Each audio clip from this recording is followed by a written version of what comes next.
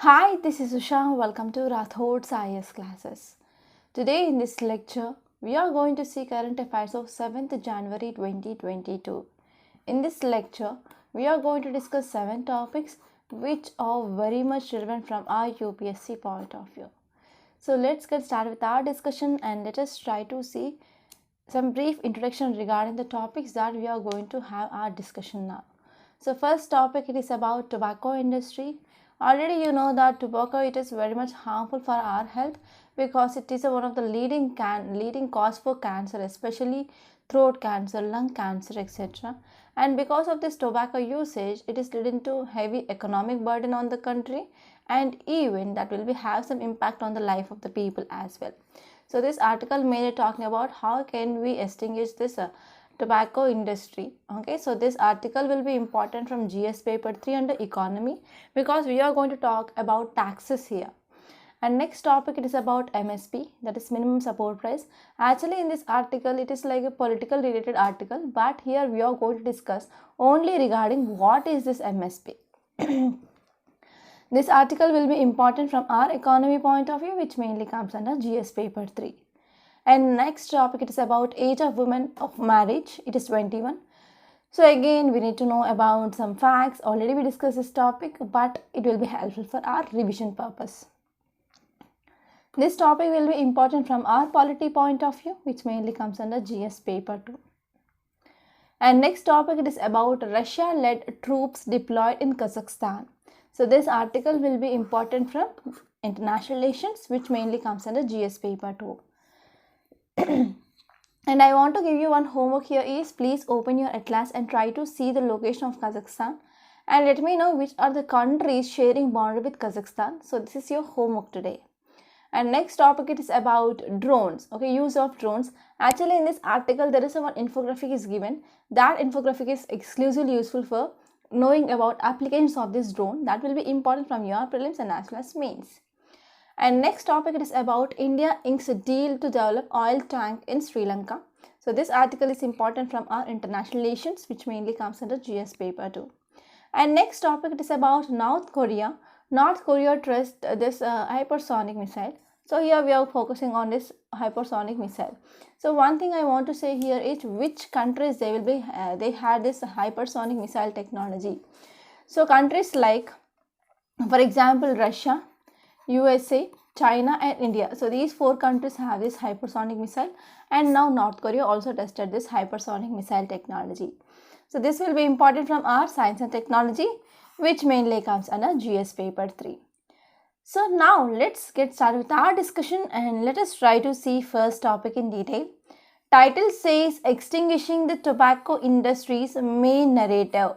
So this article mainly talking about this tobacco industry. So if you're talking about tax, whenever we are imposing tax on this tobacco products, okay. So whenever we are imposing much tax on this tobacco products, so these tobacco industries, they are going for illicit trade.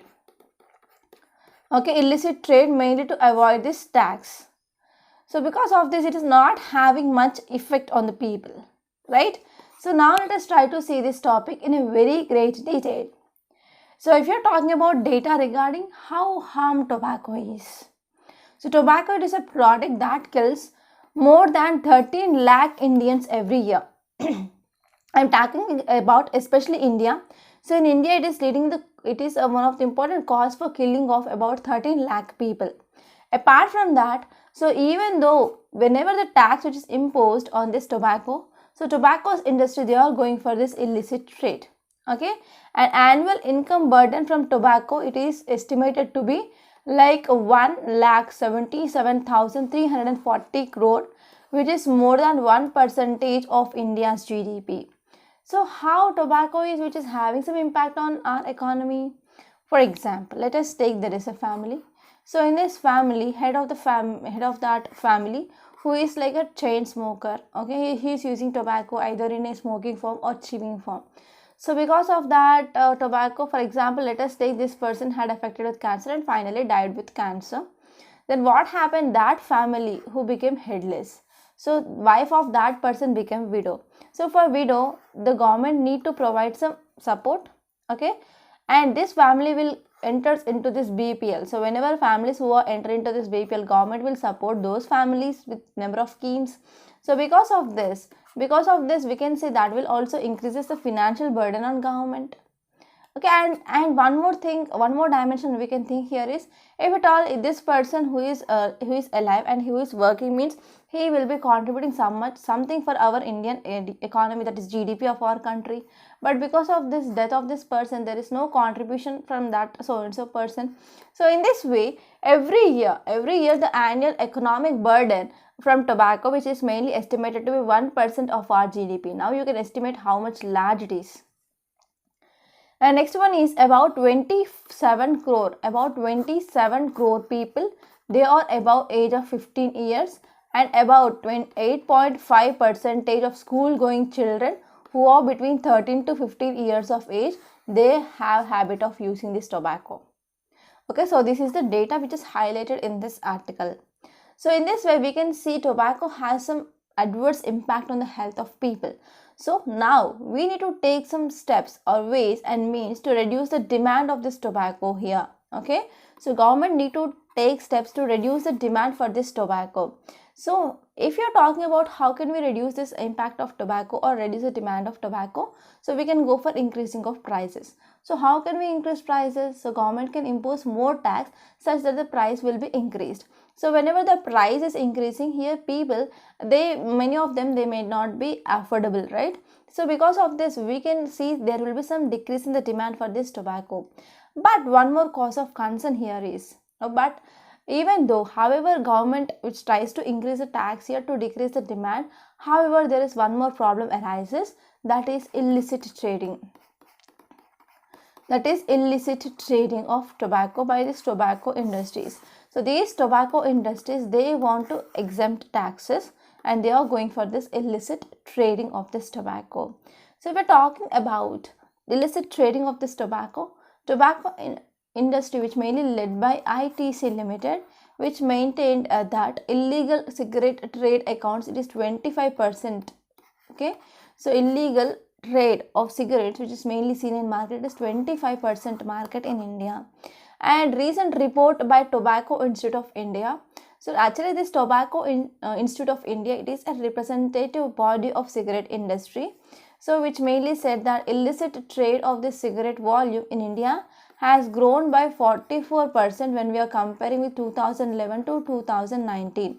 So 2011 to 2019, there is 44% of increasing of illicit trade that is mainly seen, right? And if you're talking about recent estimates by two studies, so recent estimates by two studies which mainly says that, so the first study published in 2018, which mainly says that illicit trade of cigarettes that is seen about 2.5% in market. And the second study says that in 2020, tax gap analysis, which mainly estimate the percentage of illicit cigarettes, it was 5.1% in 2009-10 and it was 66.6% in 2016-17. So in this way, we can say there is an increasing of illicit trade of these cigarettes or tobacco products that is seen in market. So in these both the studies, which mainly says that transparent and reliable methods, they used some transparent and as well as replicable methods, and they came up with some estimates to this illicit market, and they found around 25%. Okay, they found around 25% of this tobacco industry in India. They are going for this illicit trade here, mainly to avoid this tobacco taxation. So in this way here, if you're talking about illicit trade, we can see the tax evasion that is seen, and even because of this increase in the usage of this tobacco, which is also having some financial burden on India.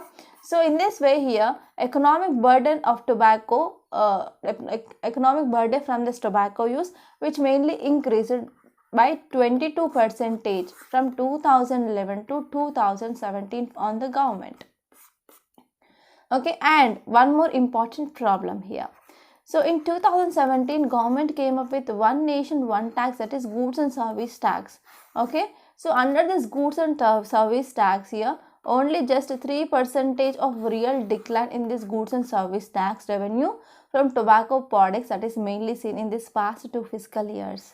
Okay, and if you're focusing on this World Health Organization protocol, so here World Health Organization which came up with an estimate, okay, it mainly estimated that percentage of illicit market for cigarettes in India, which is very much far lower than most other countries, and world average here is 11.2 percentage, but in India we have very low percentage if you are comparing with that of globally.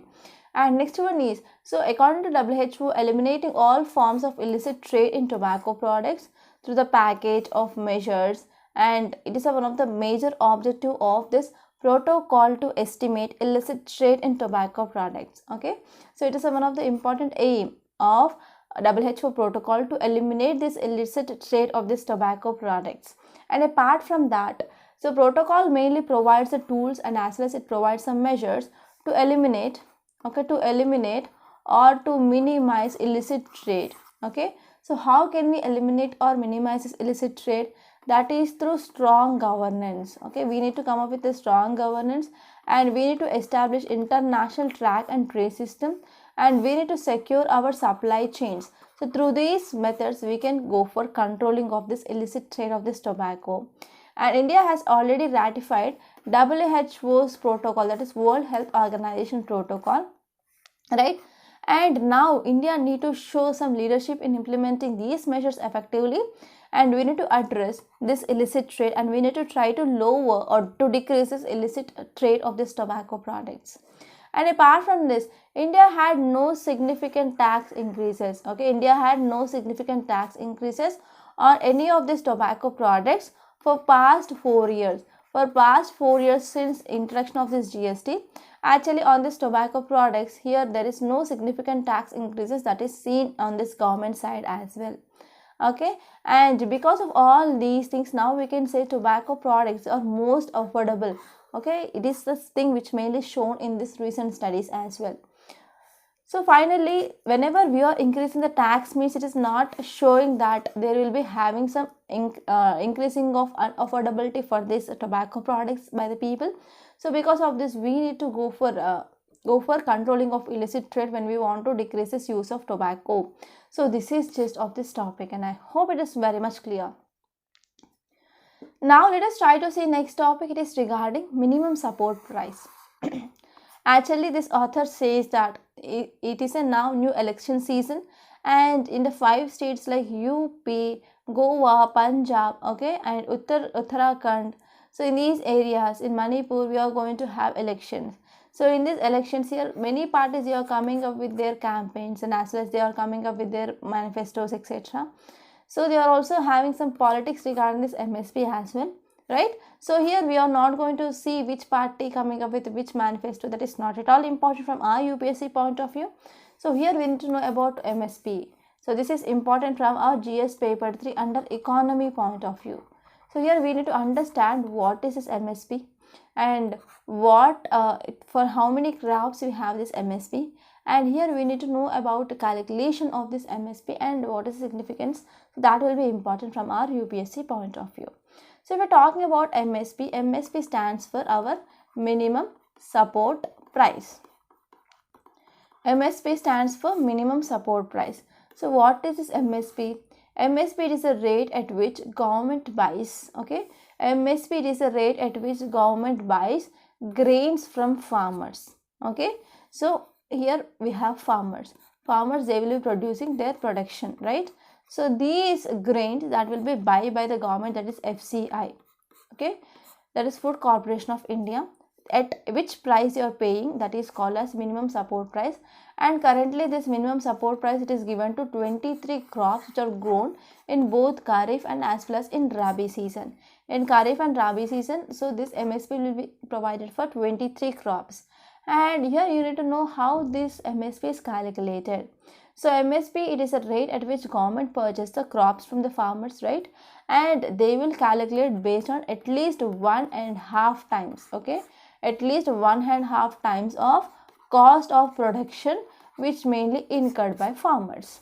Okay, so if you're talking about our recent union budget of 2018-19, which mainly announced that MSP should be kept at levels of 1.5 times of cost of production which mainly incurred by farmer. So MSP is mainly fixed twice a year, and who will give me the recommendations? Here these recommendations will be given by CACP, that is Commission for Agriculture Cost and Prices. Okay, so now let us try to see the details of this calculating of this MSP. So as of now we are using formula A2 plus FL. So A2, it is nothing but input cost which is mainly incurred by farmers, for example to buy seeds or to get fertilizers or to get pesticides or for hiring of labor, fuel, and as well as some irrigation purpose. So these will come under this input cost, that will be A2. And FL will includes mainly the family labor cost. Okay, so it is also include unpaid family labor cost. And actually recently Swaminathan committee recommended that so MSP should be based on A2 plus FL plus C2. Here C2 mainly includes whatever the rental cost which mainly paid by the farmer, and even the interest. Okay, interest which is mainly paid for getting some money from the money lenders, etc. here. Okay, so this is about calculation of this MSP. And if you're talking about what are the limitations of this MSP, so one important major problem which is faced by the government regarding this MSP is there is lack of government machinery. Okay, there is lack of government machinery, especially for procurement of all crops except rice and as well as some wheat from by this FCI. Okay, actually FCI directly procures this rice and as well as wheat, that mainly used for this PDS, public distribution system, that is ration shop system. Okay, providing of subsidized food grains to people. But regarding the other 21 crops, they do not have proper procurement process or procurement machinery by the government. And next one is state government mainly procure last mile grain. The farmers of the state where the grain is procured completely by the government benefit more, while those in the state procure less than often affected. So what happen if one state which is producing, let us take 100 bags of rice, and one state is producing 150 bags of rice. So let us try to understand, in this state they are going for buying of entire 100 bags of rice means, so here farmers they will be get assured price of MSP. But here in this state they are producing 150 bags of rice. Out of this state government said that they are going to buy only 75 bags of rice. Means 75 bags of rice they are not going to get MSP, and they need to go for a rice mill so and they have to sell there. But there the private people they will be paying less amount than compared to that of this MSP. Okay, so because of this is also one cause of concern for farmers. And next one is MSP based procurement system is also dependent on middlemen.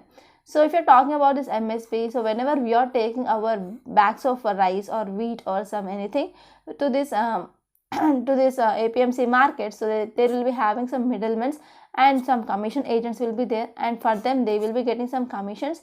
So because of this, smaller farmers they will find difficult to access to this APMC without this middleman and as well as some commission agents. So because of this, it will also lead to some pocket cut for these farmers as well.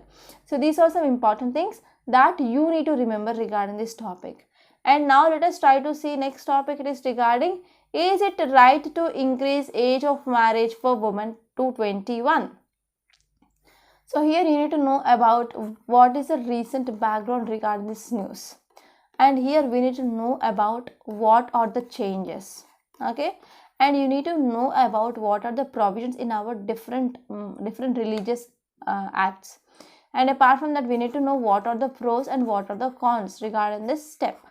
Okay, so this is very important, and here you need to remember which committee recommended for increasing of age from 18 years to 21 years for women equal to the men. Okay, so this is very important, and you can get a mains question who are going to write this year mains regarding this age of for marriage of women for sure. So please be prepared with this topic. And from today onwards, this mains exam had been started, and I wish you all the best for the students who are going to write this year mains, and I wish your dreams will come true, and I wish you will write or you will excel this mains exam. So now let us try to see this topic in a very great detail.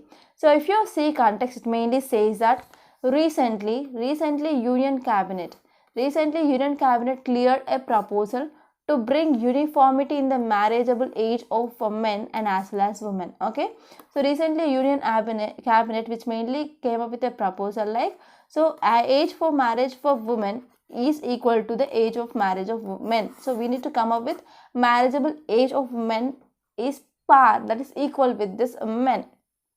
Okay, so women age of marriage is equal to men now, that is about 21 years. So government came up with amendment to this Prohibition of Child Marriage Act of 2006 and other some personal laws, and it came up with this legal age of marriage for women which mainly raised from 18 years to 21 years. And this decision, which is mainly based on recommendations of 4-member task force. Okay, 4-member task force which mainly chaired by Jaya Jaitley. It is based on Jaya Jaitley committee recommendations. And this task force which mainly set up to re-examine age of marriage for women, and they are having some correlation with health and some social indices like infant mortality rate and maternal mortality and even nutrition levels when we are comparing with even children and even mothers as well.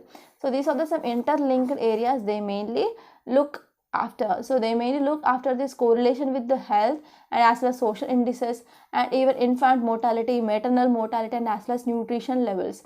So if we're talking about background regarding this article, so in India, if you are focusing on this minimum age of marriage, okay, if you are focusing on this minimum age of marriage which mainly prescribed for the first time in the law in Sarda Act. In Sarda Act of 1929, it came up with this minimum age of women, and later on this act renamed as this Child Marriage Restraint Act in 1929. And in 1978, so this law was amended to raise the minimum age of marriage to 18 years for girls and 21 years for boys.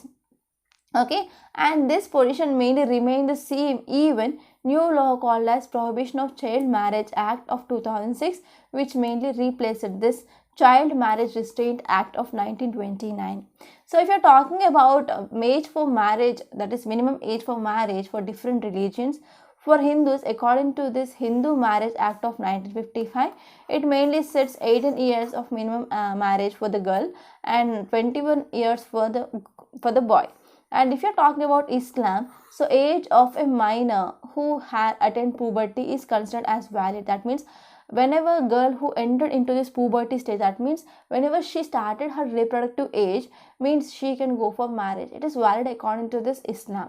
And if you're talking about this Special Marriage Act of 1954 and as well as Prohibition of Child Marriage Act of 2006, which mainly prescribe 18 years of minimum age of marriage for girl and 21 years of minimum marriage age for men. Okay, so these are some important things, and now let us try to focus on what are the pros and what are the cons regarding this increasing of age of marriage for women. So if you're talking about child and women welfare, so whenever there is a poverty is one of the important root cause for the mothers, okay, to go for this early child marriages here. So because of this poverty, even if you're talking about the health of that so and so girl, that will be undernourished. So because of this early marriage or child marriages, whenever they are going for early pregnancy, okay, pregnancy at very early ages, that will finally have some impact on the nutrition level of mothers and their children and overall health and as well as mental well-being of that mother. And if you're talking about women empowerment and gender parity, so mothers age at childbearing, which mainly affects even educational level, even living condition of children, and even health conditions of children, and even finally decision making power of women. Okay, so next one is they can go for tackling of child marriages. So whenever there is increasing of this minimum age, so women, they will be going for further education and they will be completing their graduation, such that will be also leads to social and economic empowerment of women. And if you're talking about cons, so if you're talking about cons, the first one is there is difficulty in fighting child marriages. Okay, so whenever we are coming up with this type of new amendments, it is very much difficult for implementation, because there is evidence which mainly suggests that when the law is used, it is mostly to penalize young adults for self-arranged marriages. Okay, It is also penalizing these young adults who are going for the self-arranged marriages, and the law to prevent this child marriage do not work very well. Okay, and if you're talking about this child marriage, so if you're talking about the data from 27% in 2015 to 2016, so it is made a decrease into 23% according to this National Family Health Survey. So there is also increasing of awareness regarding these child marriages, and also women, they are mainly focusing on education, right? So this is one important thing that you need to focus. Apart from this, you can also see like 70% of early marriages, they take place in deprived communities such as scheduled castes and as well as scheduled tribes here. So the law still will simply push these marriages underground instead of preventing them as well. And next important con here is criminalization of a large number of marriages. So the change will leave the vast majority of Indian women who marry before they are 21 without legal protections as well. Okay, so because of this, institution of marriage will provide their family under criminal offenses. And next one is there is lack of education. It is a bigger problem.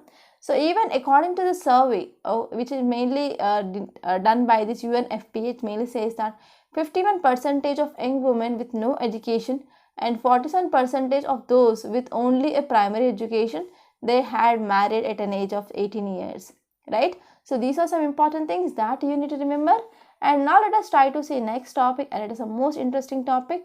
So here Russia-led troops deployed in Kazakhstan. So here you need to understand why Russia-led troops are deployed in Kazakhstan.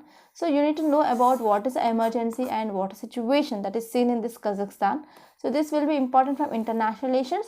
And please try to open your atlas and see the location of Kazakhstan, where it is located, and nearby water bodies, nearby rivers, and even you have to know which are the countries that are sharing boundary with this Kazakhstan. Okay, don't forget about this and try to comment in comment box. So this is the infographic I took in the same Hindu newspaper from World Page. Okay, so here this article, this infographic is mainly explaining about so what is the unrest that is seen in this Kazakhstan here. So on January 2nd, what happened? Protest mainly erupted in Kazakhstan because already this Kazakhstan, it is oil rich region. Okay, and what happened, even though it is oil rich region, there is increasing of price of this LPG, liquefied petroleum gas. So because of this, the unrest which mainly spread in this Kazakhstan. So thousands they take into the streets of this Almaty. It is the largest city with, and later on what happened, police started firing this tear gas and as well as stun grenades against the protesters. And what happened later on, the president of this Kazakhstan, he imposed the state emergency in the city. Okay, so here this is the one important thing, that is political instability that is mainly seen here. Okay, and we can see some chaos in this Almaty. It is one of the largest city that is present in this Kazakhstan here. Okay, so what happened now, Kazakhstan mainly had some help from a number of countries. Okay, so now let us try to understand what is this article about, and we are going to discuss each and everything in a very great detail. So what happened? So citizens of Kazakhstan, they are protesting against the sudden fuel price hike. So because of the sudden increasing of price of this LPG, so now citizens of this Kazakhstan, they are protesting, right? So the ruling government, which mainly resigned due to the rising tensions, and now emergency has been declared in this Central Asian country, that is in Kazakhstan, emergency had been imposed. So if you see some details, why there is a protest that is seen in this Kazakhstan, because of increasing of this liquefied petroleum gas, that is LPG prices. So these prices which mainly quickly doubled after lift. Okay, and because of this low prices, citizens had converted their vehicles to run on the fuel, that is LPG. But because of the sudden hike of this fuel prices, so it is very much unaffordable for the people now. And their plan shattered due to the sudden price hike after this price control was lifted here. So if you're talking about why, what is in the protest for Russia, so why this Russia is involved here? Because around 20% of these Kazakhs, they are ethnic Russians. Okay, and this Kazakhstan, which was also used as a launch base for Russian manned space missions. So here peace and stability in Kazakhstan is also very important for Russia as well. So what Kazakhstan doing to control this protest? So after this prime minister of this country, that is Kazakhstan, resigned, so president taken over the responsibility and they imposed this state emergency in Kazakhstan. Okay, and now Kazakhstan, which is mainly sorting to get some help from military allies, especially Russia, and as well as it is also going to get some help from this collective security treaty organizations. Okay, so this collective security treaty organization, which mainly comprises of Russia, Kyrgyzstan, Kazakhstan and Belarus. So this is very important here. So you can get a previous question like, so which of the following countries, they are part of this collective security treaty organization? So they include Kazakhstan, Kyrgyzstan, Belarus and Russia. You have to remember this point for sure. And what is the root cause for this problem? As you all know that Kazakhstan, it is oil rich nation and they will be getting huge foreign investments mainly because of its oil in this Kazakhstan. So and it's also had a very much strong economy since its independence, right? But now because of this governance rules and as well as because of this autocratic form of governance, and they raised some international concerns here because of this increasing of LPG prices that led to unrest in this Kazakhstan now. Okay, so this is gist of this topic, and now let us try to see next topic. It is regarding use of drones most effectively. It is a thing which mainly said by Civil Aviation Ministry. I selected this topic especially. I want to ask you people to cut this infographic and paste anywhere in your science and technology. Okay, because here this article which is mainly showing about different applications of this drones. So if you're talking about in defense, it can be used for surveillance purpose, it can be used for combat and counter drone solutions, and in the home affairs it can be used for VVIP security and crime control, raids and as well as counter terror operations. And in the health we can use for delivery of medicines and even sample collection for test, etc. And in agriculture we can use for crop and as well as soil health monitoring, and also that can be used for anti-locust attack for spraying of some pesticides, etc. And it can be also used for the insurance claim survey as well. And as well as in Panchayat Raj institutions we can go for using of these drones especially for land records and property rights. And next one here is regarding environment, we can use for forest and climate change, anti-poaching operations, monitoring of wildlife, etc. And in power sector we can use for real-time surveillance of assets and as well as transmission lines. And the road transport we can go for project monitoring and as well as incident response. So these are some important applications of this drones here. So you can get a prelims based question from this area. So now let us try to see next what is the context here. So what happened in a nationwide program to take the third eye to the sky? Here Ministry of Civil Aviation, which mainly called for more effective utilization of drone applications. Okay, so here Civil Aviation Ministry, which mainly urged Ministry of Home Affairs to deploy unmanned aerial vehicles, and these can be used for surveillance, situation analysis, crime control and VVIP security and as well as disaster management. Okay, so if you see some details, it mainly says that here ministry mainly said that Ministry of Civil Aviation, which mainly said that we are having tremendous benefits if you are using for this if you are going to use these drones in almost all sector of our economy. Okay, but we cannot limit the use of drones especially for this national defense, agriculture, law enforcement, mapping and others, but we have the wide range of applications of these drones. Okay, so recently a government also came up with this liberalization of this drone rules 2021. Already we discussed this topic and it is time for revision of that drone rules 2021. So you have to revise that and let me know at least 3 to 4 points in regarding that drone rule 2021 in comment box. Okay, and one more thing here is regarding gas and power ministries. They can use this drones especially for real-time surveillance of asset, transmission lines and theft prevention. Okay, because one of the important problem that is facing by this DISCOM here is power theft. Okay, so they can also be monitored by using this drones, and visual inspection or maintenance and construction planning and as well as management, etc. So in these areas we can go for using of these drones. And next topic, it is about India Inc.'s deal to develop oil tank in Sri Lanka. So this article mainly talking about developing of oil tank in Sri Lanka. So the name of that oil tank farm here is Trincomalee Oil Tank Farm. Okay, Trincomalee Oil Tank Farm. So we are going to discuss this topic in a very great detail. So actually this topic is important from GS paper 2 under international relations. And now let us try to see this topic in a very great detail. So if you're talking about context, it mainly says that making a major milestone in strategic project. Okay, we mainly signed one agreement with Sri Lanka regarding development of oil tank, that is Trincomalee oil tank, which is located in eastern side of Sri Lanka. So we're talking about details regarding this oil tank.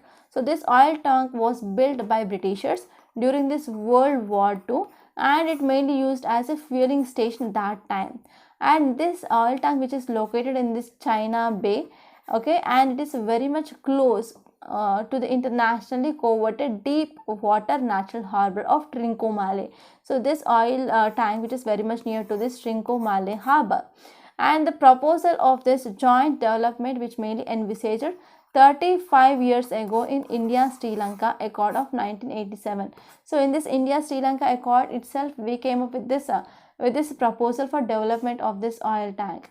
And actually this oil tank will mainly contains 99 storage tanks, and the capacity is about 12,000 kilometers each. Okay, and it mainly spread across lower tank farm and as well as upper tank farm. So currently there are about 15 tanks which are operating, and this new agreement which is going to be going for the development of remaining tanks. So what is significance of this project? So whenever we are having this type of oil farms, okay, oil tank farms, so this will be very much helpful, especially because of they are very much easily accessible, right? And because it is very much near to this natural harbor of the Trincomalee. And next one is it is also located in a strategic location, especially in this Indian Ocean region. So these oil farms are located along some of the world's busiest shipping areas. So in this way, here this oil tanks, which is mainly providing good oil storage facility, and as well as refinery which is adjacent to this Trincomalee port, and because of this it is very much economical for both India and as well as Sri Lanka. So here if you're talking about where is this located, here it is located in this area. So especially we have here Trincomalee harbor here. So in this area we will be having this oil tanker farm. So now let us try to see next topic. So before seeing this topic, I want to make a small announcement on this platform. So if you want to clear this UPSC, I will strongly suggest you to join this prelims test series and as well as mains answer writing course which we are offering in our Rathod's IAS. In this prelims test series, we are providing about 30 tests, which mainly includes both CSAT and as well as your GS, right? And this course will be very useful, especially to clear your UPSC, because it will be helpful to understand where you are standing, and even this will be helpful to understand whether you are in a right direction or not. And next one is mains answer writing course. In this mains answer writing course, we are focusing on our GS1, GS2, GS3, GS4 along with essay and as well as case studies. So this course, it is highly beneficial, especially to improve your answer writing skills, and within 1 year we are going to complete your entire GS static syllabus along with current affairs in GS2 and GS3. And this course will be exclusively beneficial actually, because there will be daily one question will be given, and limited syllabus will be given, and detailed time schedule will be given. And next one is micro listing of topics. Apart from that, we also give you one-to-one mentorship and model answer as well. So in this way, this course is highly beneficial. I will recommend you people to join this course. Each and every penny you are paying for us, we are accountable for that, and you will be gaining much knowledge if you join this mains answer writing course. And next one here is we also came up with entire foundational course for UPSC CSC, okay, especially GS, General Studies Foundation course. And in this General Studies Foundation course, we are providing more than 700 hours of video recorded lectures, and we are focusing on especially conceptual clarity, and you can 100% trust us. And if you want to take individual courses like economy, history, polity, geography, international relations, science and technology, environment and ecology, disaster management, you can take individual courses as well. So this course, it is absolutely very beneficial. So I will highly recommend you, and you can trust us. I am the academic director of this Rathod's IAS Academy, and if you want to talk to me directly, you can call to this number 8074765513. Okay, and now let's come back and let us see this topic. Title says North Korea test hypersonic missile. So till now, which countries are having this hypersonic missile technology? Russia, USA, China and India also recently went for testing of this hypersonic missile by DRDO and as well as by ISRO. So now let us try to see this topic in a very great detail. So if you see the context, it mainly says that North Korea has successfully tested a hypersonic missile. Okay, North Korea has successfully tested a hypersonic missile. Okay, so this is a thing which mainly reported by the state media, and it is the first major weapon which mainly tested by this nuclear armed nation this year. So this year North Korea mainly tested this hypersonic missile, and this is the first time. And if you're focusing on some details, it mainly says that it has a second reported test of what this Pyongyang claimed were hypersonic gliding missiles as it pursues this sophisticated technology despite of international sanctions and as well as condemnation. So actually you know that here North Korea is under the sanctions, okay, and as well as it is also listed in the blacklist by FATF. So even though it is having sanctions, it went for testing of this hypersonic gliding missiles. So in this hypersonic missiles, we will be having two types of missiles. We are going to discuss that. Okay, so why many countries are focusing on these hypersonic missiles? Because they are exclusively faster in nature and they are more agile, they are more having more capability than compared to that of standard ones, and they are also very much harder to track them as well. So because of this, US it's also spending large amount of this amount in this hypersonic missile system. So these are some important details which are given in this topic. And now let us try to see some facts. So if you're talking about term hypersonic, means it is a very much speed. Okay, the speed which mainly faster than compared to that of speed of sound, that is 5 times 5 Mach speed. So whenever we are having missiles which are mainly moving with this 5 Mach speed or more than 5 Mach speed, that mainly comes under this hypersonic missiles. Okay, so here hypersonic missiles, they will be traveling at 5 Mach speed, and they are having exclusively complex technology and which need high temperature, and as well as they need to have some high temperature to handle these systems. And if you're talking about main types of these hypersonic missiles, we will be having glide vehicles and as well as cruise vehicles. Cruise vehicles means they are the ones that use rockets or the jet propellant through their flight, and they regarded just being just faster versions of extracting cruise missiles. Cruise missiles means they will be using some rockets, okay, and as well as some jet propellants, okay, mainly regarding that target. And if you're talking about glide missiles, so these missiles first go up into the atmosphere and they will be taking some use of this conventional rocket, and later on it will be launched and it will be taking its own path. So this is the glide vehicle. So what is the significance of this hypersonic missile system? So normally they are very much fast and they are low lying and they are highly maneuverable weapons, right? And they are very much hard and they are very much difficult to detect as well. Okay, so because of this significances, because of this disadvantage of this hypersonic missiles, so many countries are going for this hypersonic missile systems. So this is just of this topic. So here, if you want to download the app of Rathod's IAS, link is given in the description box. You can also download this app for your easy usage of this Rathod's IAS Academy website. And next one here is by this. So these are some important articles that appear in today's newspaper. I hope you enjoyed this lecture. Before concluding this, I will ask you people to please subscribe to this channel Rathod's IAS Academy and try to like, share and comment my videos. And one more thing here is, please try to join this answer writing course and as well as some foundational course and some individual courses that will be exclusively beneficial. So the details of this courses are given in the description box. See, please try to look at that once. And by this I'm concluding today. Thank you so much.